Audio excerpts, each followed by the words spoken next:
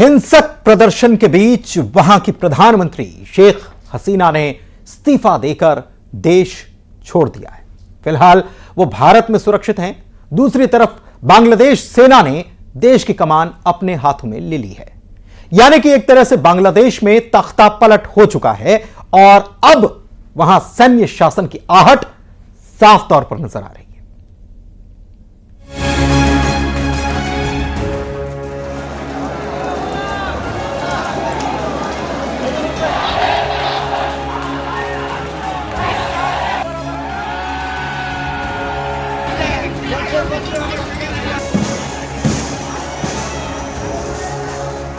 हिंसा के आगे हारी हसीना। बांग्लादेश में पलट गई बाजी।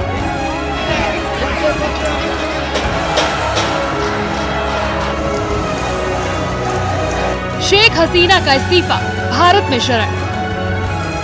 আমি সমস্ত রাজনৈতিক দলের নেতৃবৃন্দকে এখানে আমন্ত্রণ করেছিলাম। ওনারা এখানে এসেছেন। আমরা একটা সুন্দর আলোচনা করেছি। সেখানে আমরা সিদ্ধান্ত নিয়েছি যে একটা ইন্টারিম গভর্নমেন্ট আমরা ফর্ম করব এবং ইন্টারিম গভর্নমেন্টের মাধ্যমে এই দেশের সমস্ত কার্যকলাপ চলবে। ये बांग्लादेश के प्रधानमंत्री हाउस की तस्वीरें हैं।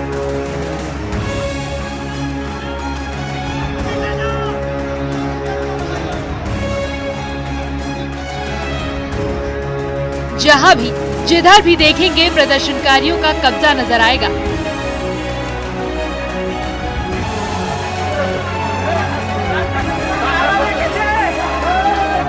उग्र भीड़ ने बांग्लादेश के प्रधानमंत्री आवास पर तब कब्जा किया जब सेना ने शेख हसीना का साथ देने से इनकार कर दिया और मजबूरन शेख हसीना बांग्लादेश छोड़कर भारत में शरण लेने पहुंची। और प्रधानमंत्री शेख हसीना ने देश छोड़कर बाहर चली गई है। वो हमने सुना है कि एक सुरक्षित जगह पे अभी वहीं पे शेख हसीना जी हैं अभी। और मिलिट्री ने भी एक मतलब मार्शल लॉ की तरह इम्पोज कर लिया है। हो सकता है कि कोई ऐसा मतलब विदेशी देश भी हो जिसका हाथ भी इस इन मामलों में हुआ होगा। शेख हसीना के इस्तीफे के बाद उम्मीद की जा रही है कि बांग्लादेश में हिंसा थम जाएगी।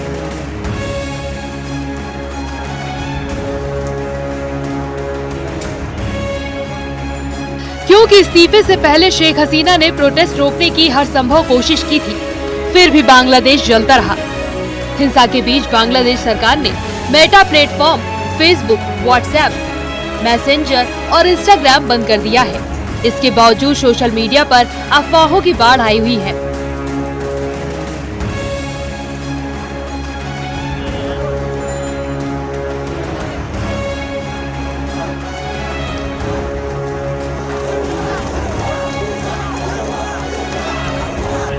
फेक वीडियो से पूरा बांग्लादेश पट गया है। अफवाहों को रोकने में प्रशासन पूरी तरह से असफल नजर आया। माना जा रहा है कि ये आंदोलन अब छात्रों के हाथों से निकलकर पूरी तरह से कट्टर इस्लामी संगठनों के हाथों में चला गया। बांग्लादेश सरकार ने इस्लामिक जमात इस्लामी और उसके छात्र संगठन बांग्लादेश छात्र शिविर पर प्रतिबंध लगा दिया, लेकिन बिना उनके झंडे के इस्लामी संगठनों के समर्थक पूरे बांग्लादेश में तांडव मचा रहे हैं। 14 पार्टियों को साथ लेकर चल रही आवामी लीग की शेख हसीना ने इस हिंसा को रोकने की कोशिश के लिए इस्तीफे से एक दिन पहले अपने सहयोगी दलों के साथ बैठक भी की, लेकिन इस बैठक में भी शेख हसीना की सरकार पर ही सवाल उठा दिए गए, तो मजबूरन शेख हसीना को इस्तीफा देकर देश छोड़ना पड़ा। अब सेना के हाथों में सारा दारोमदार है। पूरी तरह यकीन है कि हमारा सरकार, हमारे जो लोग हैं जिससे जो इस मुद्दा देख रहे हैं वो मतलब उनका योगदान ये होगा कि बांग्लादेश के जो भी हैं अभी मिलिट्री और बाकी कोई इंटरिम एडमिनिस्ट्रेशन उनसे संपर्क हो और जो हमारे मतलब देश के हित में जो भी करना है वो हम करेंगे। और वहाँ का मतलब वहाँ एक शांतिशील एटमॉस्फेयर और वहाँ पे मेरे ख्याल से सुरक्षा होना बहुत ही जरूरी है हमारे लिए। अब आपको बताते हैं कि आखिर जिस आरक्षण के मुद्दे पर बांग्लादेश में हिंसा हुई वो किसके लिए और क्यों है, और आखिर एक महीने पहले ऐसा क्या हुआ कि छात्र सड़कों पर उतर गए। दरअसल बांग्लादेश में 1971 में आजादी की लड़ाई लड़ने वालों के रिश्तेदारों को सरकारी नौकरियों में आरक्षण दिया जाता था। इस आरक्षण को 2018 में छात्र आंदोलन के बाद खत्म कर दिया गया था, लेकिन 5 जून को कोर्ट के फैसले के बाद इस 30% आरक्षण को फिर से बहाल कर दिया गया, जिसके बाद छात्र फैसले के विरोध में एकजुट हो गए और उनका ये आंदोलन धीरे धीरे हिंसा में बदल गया। जो बांग्लादेश हाई कमिश्नर हैं मुस्तफिजुर रहमान, लेकिन उनके दफ्तर से यही बताया गया है कि अभी ब्रीफ करने के लिए कुछ नहीं है। फिलहाल चुप्पी साधी हुई है बांग्लादेश हाई कमीशन ने। हमारी मौजूदगी यहाँ उस हाई कमीशन के बाहर है। अगर मैं बाहर की तस्वीर एक बार विकास ठाकुर दिखाएंगे, बहुत शांत माहौल है। रूटीन बैरिकेड्स यहाँ पर आपको नजर आएंगी। कुछ मीडिया पर्सन ज़रूर यहाँ पर पहुँचे हैं रिएक्शन के लिए कि जो बांग्लादेश में इस वक्त स्थिति बन रही है उस पर बांग्लादेशी हाई कमीशन का क्या कहना है। लेकिन जिस तरीके से स्थिति वहाँ से बनी है, अब जो खबर निकल कर सामने आ रही है कि वो भारत होते हुए लंदन जाने की तैयारी शेख हसीना कर रही हैं। फिलहाल बांग्लादेश में 1971 के बाद ये सबसे बड़ी हिंसा है। अलग देश की मांग को लेकर 1971 में पूर्वी पाकिस्तान के लोगों ने ऐसे ही जबरदस्त प्रदर्शन किया था। तब जाकर बांग्लादेश आजाद मुल्क बना और पाकिस्तान के 2 टुकड़े हो गए थे। अब उसी तरह के हिंसक प्रदर्शन ने शेख हसीना को सत्ता से उखाड़ फेंका। Bureau report, news 18।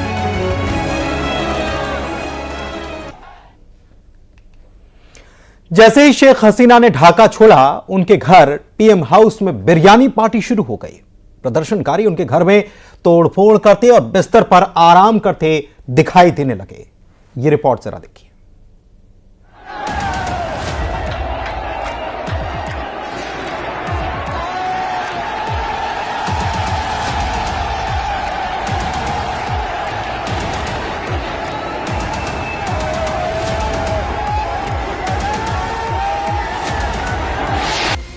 इधर शेख हसीना ढाका छोड़ रही थी, उनका हेलीकॉप्टर उड़ान भर रहा था।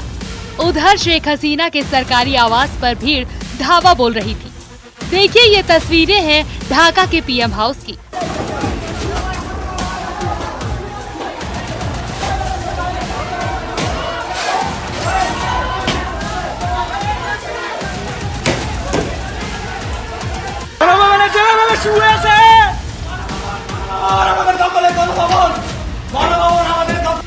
प्रदर्शनकारियों ने पीएम हाउस में जमकर तोड़फोड़ की। शेख हसीना की फोटो हटा दी गई। प्रदर्शनकारी उनके घर में जश्न मनाते दिखाई दिए। देखिए इन तस्वीरों को। ये वही पीएम आवास है जहां कई सालों तक शेख हसीना बतौर प्रधानमंत्री रही, लेकिन आज वही पीएम आवास में सब कुछ तितर बितर हो गया।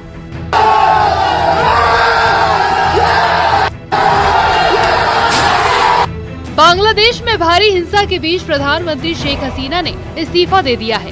बांग्लादेश के सेना प्रमुख वकार उज़्ज़मान ने शेख हसीना को अल्टीमेटम दिया था, जिसके 45 मिनट के अंदर न सिर्फ शेख हसीना ने इस्तीफा दे दिया बल्कि वो देश भी छोड़ दिया।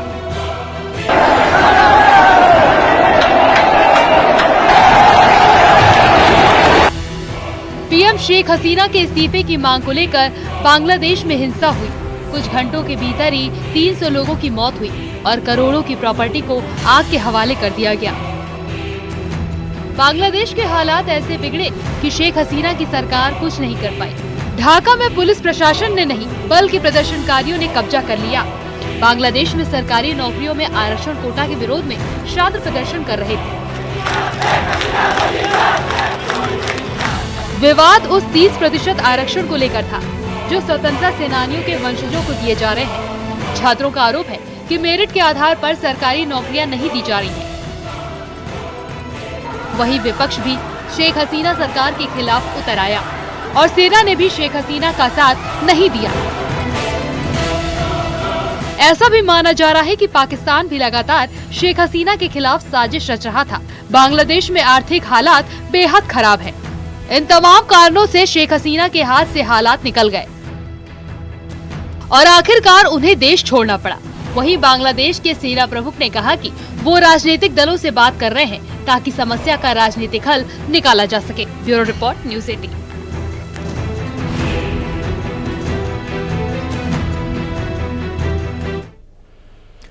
असम के मुख्यमंत्री हेमंता बिस्वा शर्मा के लैंड और लव जिहाद को लेकर 2 नए कानून बनाने के ऐलान पर हंगामा बरपा हुआ है। हेमंता बिस्वा शर्मा ने ऐलान किया कि अब नए कानून के मुताबिक असम में जमीन खरीदने से पहले सरकार से अनुमति लेना जरूरी होगी और लव जिहाद करने वालों को उम्र कैद की सजा भी मिलेगी।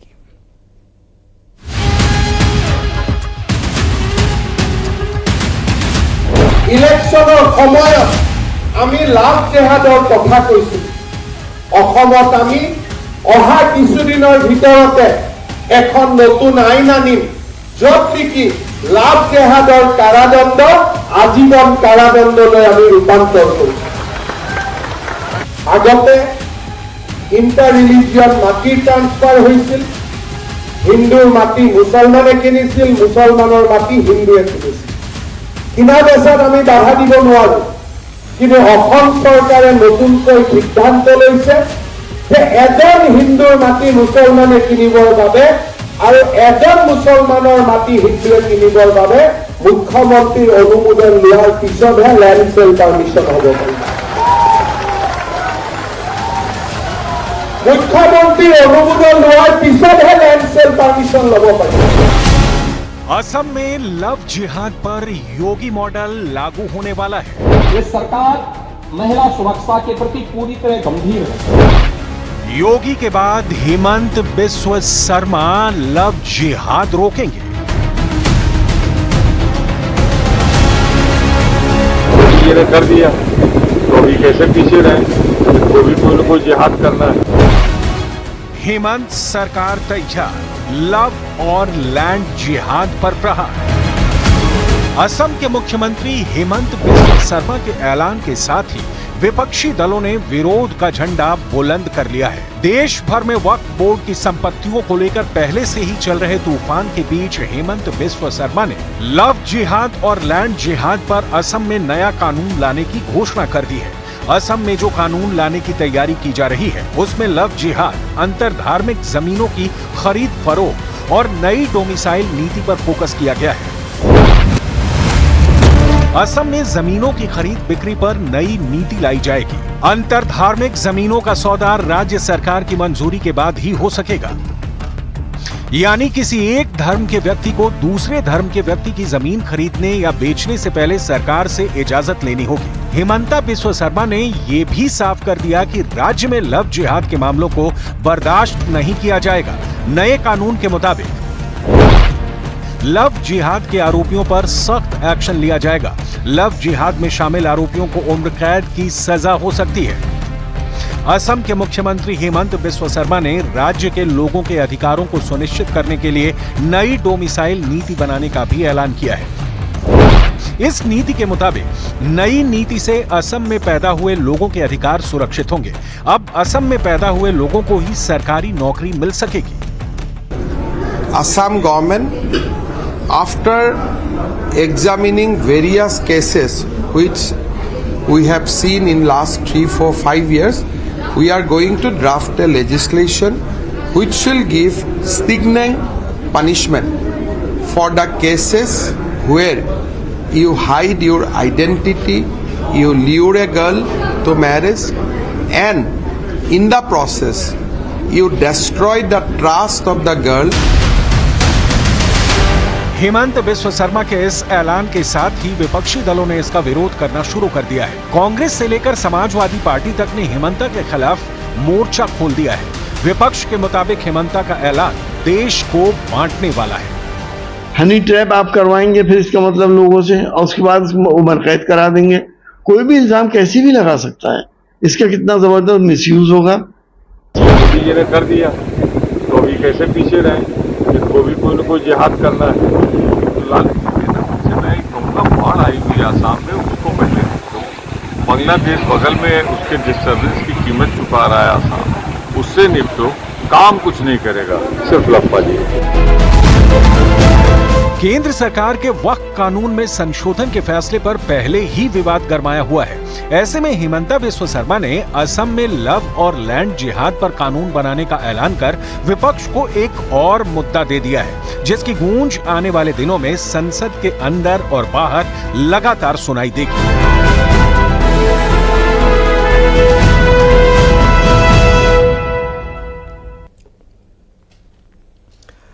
कहते हैं सावन की अमावस्या का दिन तंत्र मंत्र करने वालों के लिए बेहद खास होता है। एक ऐसी ही खबर ने शिवपुरी के शहर के लोगों को दहशत में ला दिया।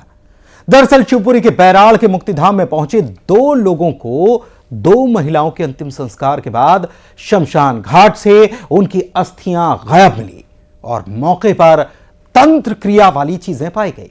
अब लोगों को यह डर सताने लगा है कि आखिर कौन है जो ऐसा कर रहा है। दिखाते रिपोर्ट। अंधविश्वास का अंधेरा अस्थियों को भी नहीं छोड़ा।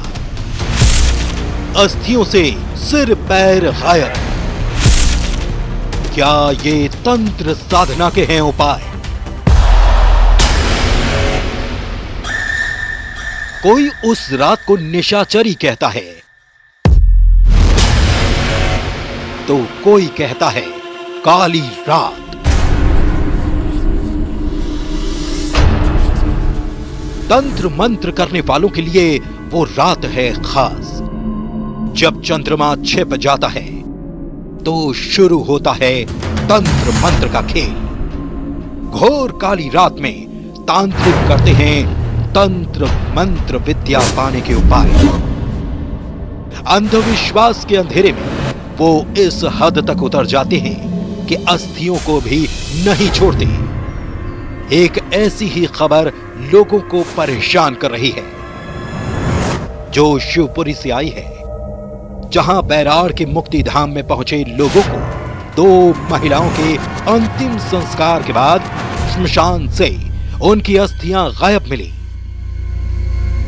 मौके पर तंत्र क्रिया वाली चीजें यानी कि मांस के टुकड़े, पुतला और नींबू जैसा काफी सामान मिला। कहते हैं सावन के महीने के दौरान अमावस की रात तांत्रिक शक्तियों की सिद्धि के लिए काफी खास होती है।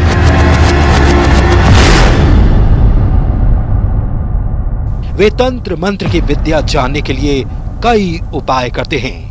ऐसा ही कुछ नजारा बैराड़ मुक्तिधाम में देखने को मिला। दरअसल कस्बे में 2 दिन पहले 2 महिलाओं की मौत हो गई थी। उनके शरीर को अंतिम संस्कार के लिए मुक्तिधाम लाया गया। अंतिम संस्कार भी हो गया, लेकिन जब परिजन 2 दिन बाद अस्थि संचय के लिए मुक्तिधाम पहुंचे तो दंग रह गए। उन्हें अस्थियों के पास तांत्रिक विद्या की पूजा करने का सामान मिला। साथ ही मृतकों की अस्थियों से सिर और पैर गायब मिले। यहाँ पर उठाने के लिए आए थे बैराड़ में मुक्तिधाम पर। तो मुक्तिधाम में तांत्रिक द्वारा यहाँ पर देखा तो यहाँ की मतलब जो अर्थियाँ हैं वो गायब मिली है। हाँ, तांत्रिक द्वारा तो जो देखा तो नारियल है, वहाँ पर बतासे हैं, पुतली की पुतला से बनी हुई है, जो भी आटे की और जो भी सामान पूरा सामग्री मिली है, तो यहाँ से सिर और पैर गायब है। शराब की बोतल, अंडे, सिगरेट की डिब्बी, मांस के टुकड़े, मिठाई, नमकीन, नींबू, सिंदूर, महावर, काले उड़द, दही, मिट्टी के खपरे और आटे का पुतला। ये सारा सामान कह रहा है कि तंत्र मंत्र का खेल यहाँ पर खेला गया और मृतक के सिर पैर गायब कर दिए गए। मृतक महिला के परिजनों ने इस बात की खबर पुलिस और नगर परिषद को दी। श्मशान घाट के चौकीदार के बेटे ने बताया उसने रात करीब 11 से 12 बजे के बीच किसी महिला और एक पुरुष को देखा था जो मृत बॉडी के आसपास घूम रहे थे। 2-4 लोग बता रहे थे कि 2 लेडीज और 2 जेंट्स आए रात को। 2-4 लोग बता रहे थे कि 2 लेडीज और 2 जेंट्स आए रात को। जैसे ही तांत्रिक विद्या की खबर शिवपुरी के कोने कोने तक पहुंची, पूरा शहर अब दहशत में है। शिवपुरी से अशोक अग्रवाल, न्यूज 18 के लिए। और इसी के साथ इस बुलेटिन में फिलहाल के लिए बस इतना ही, लेकिन खबरें लगातार जारी हैं, बने रहिए आप।